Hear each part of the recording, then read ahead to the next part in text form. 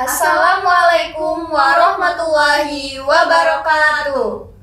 Selamat datang di Podcast Nesa. Kembali lagi dengan saya Salsabila Nadifa Zahira dan partner saya Citra Sena Hidayah. Halo teman-teman, apa kabar nih? Semoga kita dalam lindungan Allah Subhanahu wa taala ya. Amin. Dan selalu sehat walafiat. Nah, kabar-kabarnya untuk anak kelas 12 SMK Negeri 1 Katabumi akan segera melaksanakan UKK yang tak lain adalah ujian kompetensi keahlian. Dan untuk yang kelas 11-nya akan segera melaksanakan PKL yaitu praktek kerja lapangan. Terus yang untuk kelas 10-nya lagi fokus-fokusnya belajar nih karena lagi memasuki kurikulum baru yaitu kurikulum Merdeka. Nah, SMK Negeri 1 Katabumi adalah salah satu sekolah yang siap untuk menghadapi era milenial. Apalagi dengan didukung kurikulum terbaru yaitu kurikulum Merdeka Belajar. Era milenial adalah perubahan generasi yang membawa era teknologi dan kemajuan di mana generasi dapat berkembang dan mengikuti alur kemajuan iptek ini. Banyak sekali pelajar di luar sana yang belum menyadari apa sih milenial itu dan bagaimana kita menyikapi era tersebut. Untuk itu, Studio Nesa TV SMK Negeri 1 Katabumi mengundang tamu yang sangat spesial hari ini yaitu Ketua DPRD Lampung Utara, Bapak Wansari Esa. Selamat datang, Selamat datang, Bapak. Apa kabar nih, Pak? Gimana kabarnya, Bapak? Baik, sehat. Udah makan belum nih kira-kira? Ya, jam segini. Kalau tadi sudah, cuman sore belum. Jadi selamat datang di studio kebanggaan SMK Negeri 1 Katabumi, Pak. Semoga sambutan kita tadi nggak menimbulkan kesalahan atau ketidakenakan lah. Semoga nyaman. Nah, dalam menyongsong era milenial, baik untuk pelajar maupun lingkungan masyarakat, apa aja sih yang harus kita siapkan, Pak, menurut Bapak? Ya, di era milenial ini era yang sudah serba digital, era yang betul, di atas tahun 2000, di mana anak-anak muda itu harus berbaur dan bercengkrama dengan era-era digital. Nah, tentu di era digital ini kan ada sisi positif, ada sisi negatif. Kalau kita salah mengartikan digital itu, kita bisa tersesat dalam mencari informasi. Tapi kalau kita memanfaatkan sisi digital itu yang positif, kita bisa mendapatkan ilmu dan pengetahuan. Adik-adikku semua kan gitu. Jadi saya berharap di era digital ini manfaatkan sebaik mungkin. Komunitas digital ini jadikan wahana kita dapat bermartabat dalam berilmu, mencari hal-hal yang baik. Kan gitu, berkumpul di era digital ini untuk memudahkan sarana pergaulan berinteraksi. Gitu. Jadi kita dituntut bagaimana di era digital ini kita punya kemampuan yang benar-benar punya kualitas. Gitu. Nggak boleh juga kita punya kualitas tapi di era digital kita mencari informasi yang tidak baik. Contoh nih, di era digital contoh membuka Google mencari tentang pornografi. Itu kan sering banyak terjadi. Tersesat itu kan, pada akhirnya kan tersesat, udah negatif, terus implementasi nanti di otaknya timbul pergaulannya tidak baik. Itu yang pertama, artinya digital ini jangan salah menggunakannya gitu. Terus ada juga di era digital ini orang yang salah artikan dalam sisi pergaulan. Contoh nih, membuka Google mencari tahu ilmu agama yang sepenggal-sepenggal.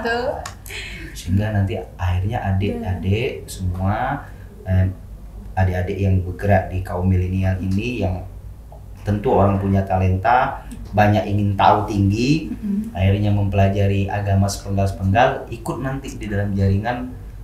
Kasus kan banyak kita, anak-anak remaja yang terjebak di dalam kasus bom bunuh diri, terjebak dengan pelajaran agama yang sepenggal-sepenggal, yang kurang mendalami lah ya, Pak ya. Sehingga akhirnya nanti menimbulkan hal yang tidak baik. Nah, kita juga akan menjadi korban di balik itu kira-kira.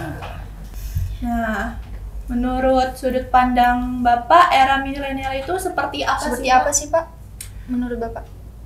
Era milenial itu adalah era yang serba terkini dan anaknya harus lebih maju. Era milenial itu adalah lahir seorang regenerasi yang kehidupannya sudah serba canggih gitu loh. Di pengetahuan, di sisi cara belajar segala macam itu ya mereka lebih mudah dan gampang kehidupan di era milenial ini. Artinya ada sebuah perjalanan regenerasi yang laju kehidupannya itu adalah beda dengan zaman-zaman dulu. Zaman dulu itu kan kita masih berinteraksi, contoh nih menghubungi orang itu susah.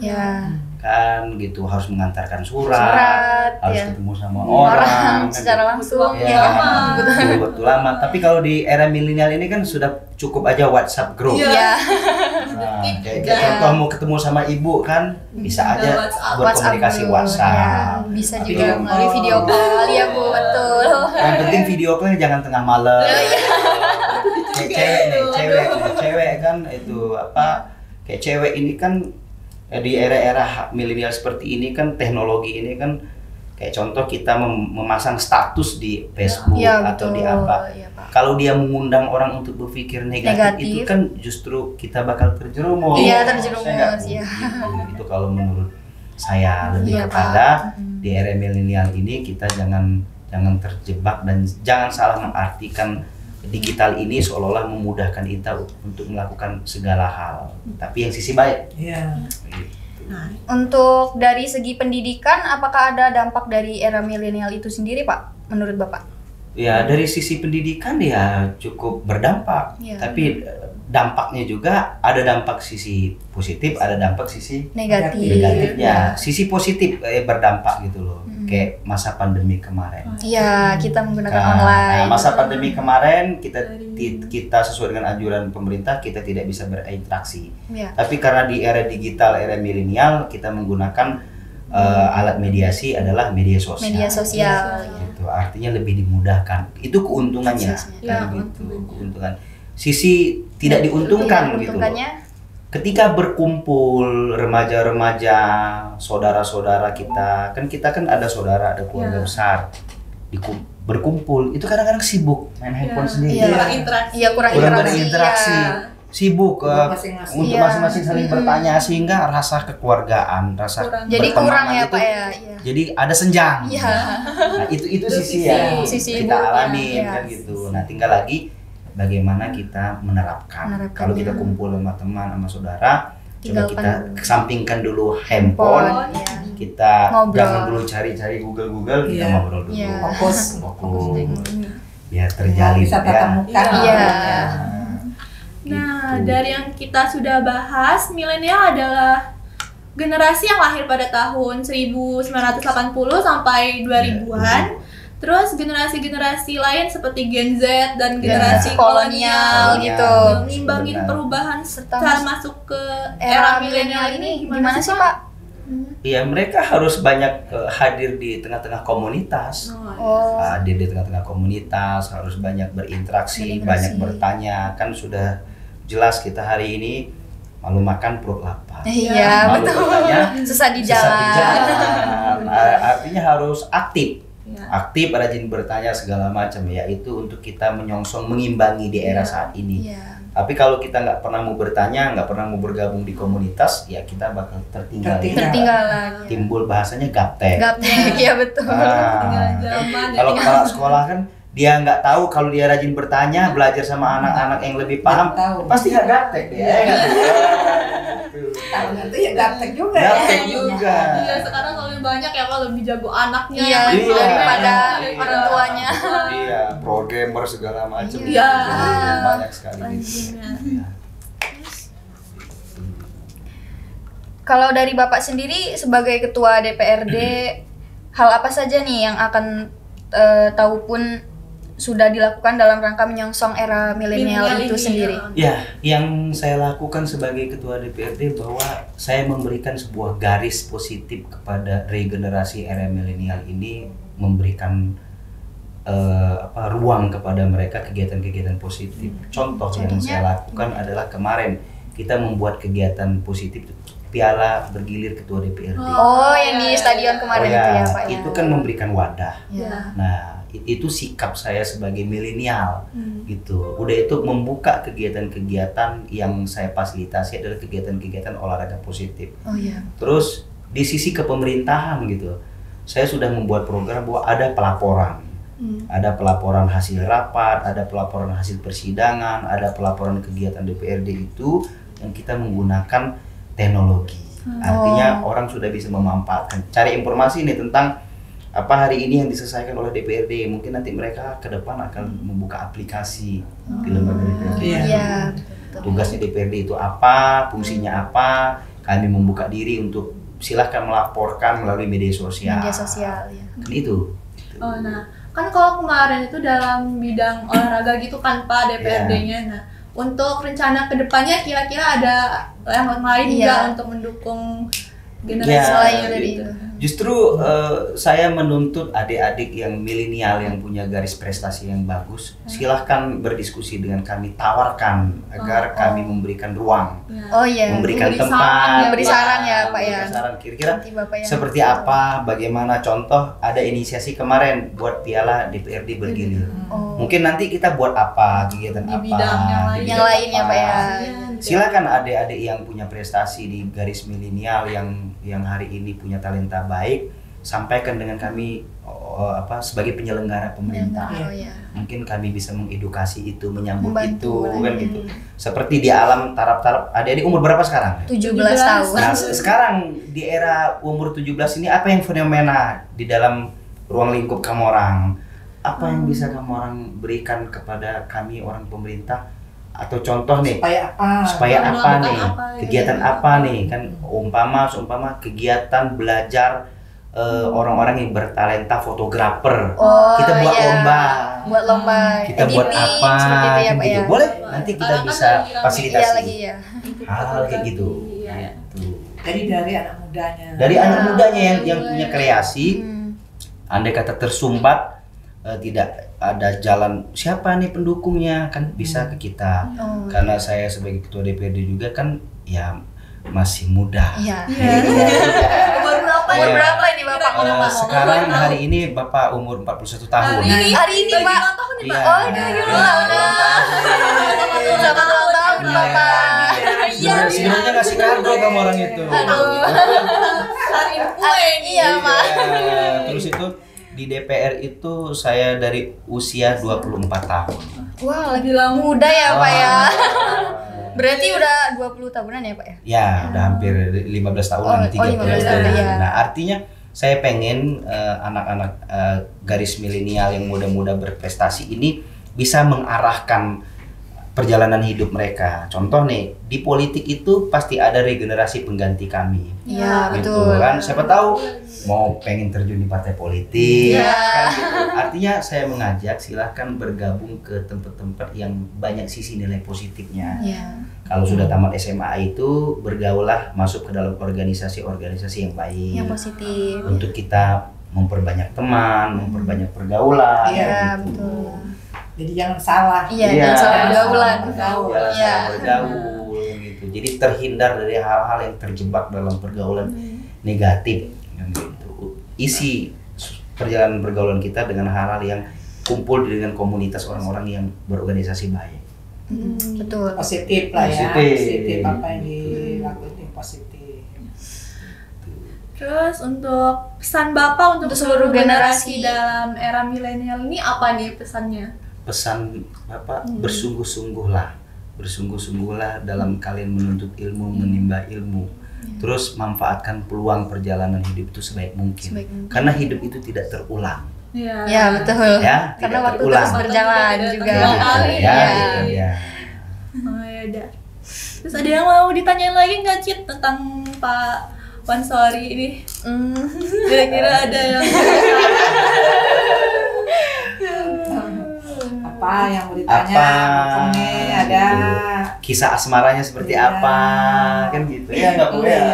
Apa namanya? Gitu. Perjalanan politiknya seperti apa? Ada tantangan, ada kecobaan. Kalau boleh tahu awal Bapak masuk dunia politik ini gimana Pak? Awal saya masuk di dunia politik itu ketika saya gagal mendaftar polisi. Malah udah dapet yang lebih, Iya. Lebih ya Pak ya. Jadi saya berpikir ketika saya gagal mendaftar polisi, mendaftar cari pekerjaan yang menurut saya itu terikat dengan pemerintah, saya harus bekerja dengan orang yang tidak mengatur saya. Ada di mana? Ada di partai politik. Bagaimana langkahnya? Harus mencalon anggota DPR. Kan nggak ada atur-atur orang. Betul. Jadi ketua bapak yang ngatur orang. Bisa kan? Yang atur-atur dikit. Jadi gitu. Jadi kalau adik-adik punya cita-cita, bagaimana punya keinginan biar saya tidak bekerja sama orang, biar saya tidak punya target, ya itulah sarananya dari politik. Gitu kan. Politik itu ada kepala desa, kita bisa mencalonkan diri, ada legislatif, ada bupati, ada DPR RI, nah itu. Ya siapa tahu nanti kan ada yang berminat. Iya. Tapi ini pusing nggak sih Pak bergabung di dunia politik gitu? Pusing-pusing. Ya, enggak juga. Seperti saya tanya sama adik-adik, pusing nggak kalau dapat PR dari ibu? Iya. Harus dilaksanakan. Iya, harus dilaksanakan. Ya kayak gitu juga kita, kayak gitu juga. Sebenarnya sederhana aja kok, nikmat, sederhana. Tinggal lagi bagaimana kita mencintai pekerjaan. Ya, gitu. Kalau kita mencintai kan ada rasa memiliki. Iya betul. Setelah ada rasa memiliki kan menguasai. Ya nggak Bu? Iya. Betul Pak. Iya sih. Ngomong-ngomong, Bapak asal dari mana nih? Saya asli kampung itu Surakarta, Kecamatan Abung Timur. Desa saya di Desa Bandar Abung, Kecamatan Abung Surakarta. Itu. Jadi apa namanya? Kalau di sana kan orangnya keras-keras gitu. Oh iya. Nah, hari ini Bapak menjawab bahwa tidak semua orang itu keras. Keras itu mungkin baik, tapi cara berimplementasinya mungkin belum tepat. Belum tepat ya Pak ya. Ya udah. Belum bergaul aja dengan orang Surakarta. Kalau udah bergaul, udah. Mungkin udah. Ya kan banyak orang tuh nilai dari apa tampangnya aja ya Bu, kayak Suaranya. Kayak Bapak, suaranya kan cenderung keras, Iya. gitu. Tapi sebenarnya hati lembut, Baik. Belum kenal aja ini. Iya. Tampangnya ganteng. Awalnya kayak aduh gugup nih sama Bapak. kayak bakal canggung ya. seru juga obrolannya. Begitu juga kamu orang juga harus fokus dalam talenta apa yang harus kamu orang tekunin. Iya, betul. Biar ke depan kamu orang bisa terarah. Jadi segala sesuatu pekerjaan itu dan niat belajar kamu orang, kalau kamu orang tekunin itu pasti bisa ada tolak ukur yang berhasil. Iya. Jadi fokus lah ya. Fokus, benar, sungguh-sungguh. Berpikirlah bahwa hari ini tidak akan pernah terulang kembali. Iya, betul. Ya, harus punya prinsip itu. Iya, itu. Bapak alumni kuliah di mana? Kalau universitas saya di Megopa, tapi memang pindah-pindah gitu. Karena kemarin kan saya anak tertua, jadi karena banyak adik, saya tidak fokus untuk harus kuliah. Karena dulu saya di Bandar Lampung di kuliah di Sabora itu sempat cuti dulu karena ya orang tua petani. Jadi saya masih berusaha mencari ekonomi, membantu dukungan dari luar lah. Tapi sekarang udah Dulu berhasil ya, Pak. dulu deh saya dagang ikat pinggang keliling, dagang es Inspirasi juga juga ya, di Pak ya. Lorong gitu. Dan jangan pernah kita malu untuk berusaha yang prinsipnya itu bisa menghasilkan uang yang baik. Halal Pak ya. Halal ya. Kan? Padahal Halal seumur itu. halal. Tuh, saya alumni SMA Akmala Bayangkari juga SMA. Gitu. Ternyata kan. Iya, nggak nyangka. Iya, alumni SMA Akmala Bayangkari. Banyak nih Pak kita ngobrol dari awal sampai akhir. Terus pengen tahu kesan dan pesan Bapak untuk kita nih apa? Kesan dan pesan saya terkesan dengan talenta hari ini yang kamu orang berikan kepada saya. Meski banyak kurangnya ya Pak ya. Mohon dimaafkan. Kekurangan itu akan menjadi sempurna dan baik ketika kamu orang terus belajar. Ya, nah udah itu pesan, teruslah menuntut ilmu dengan baik dan benar. Manfaatkan hari ini, berpikirlah hari ini bahwa tidak akan pernah terulang kembali. Sehingga kamu orang dapat menggapai sebuah prestasi yang kamu kamu cita-citakan. Cita-citakan, ya betul. Amin. Amin, amin ya Allah. Kita sangat bangga sih datang bisa ngobrol sama Bapak pribadi, terus datang ke SMK juga. Terus kalau kehormatan tersendiri bagi kami. Aduh, masih gugup ini Pak, maaf ya Pak. SMK 1 Oh iya Pak, pesan Bapak untuk SMK 1 ini SMK 1 gimana Pak? ini SMK 1 ini sebuah pilihan sekolah yang berkualitas. Nah, tentu saya berharap lulusan dari sini adalah mencerminkan orang-orang yang berkualitas dan baik.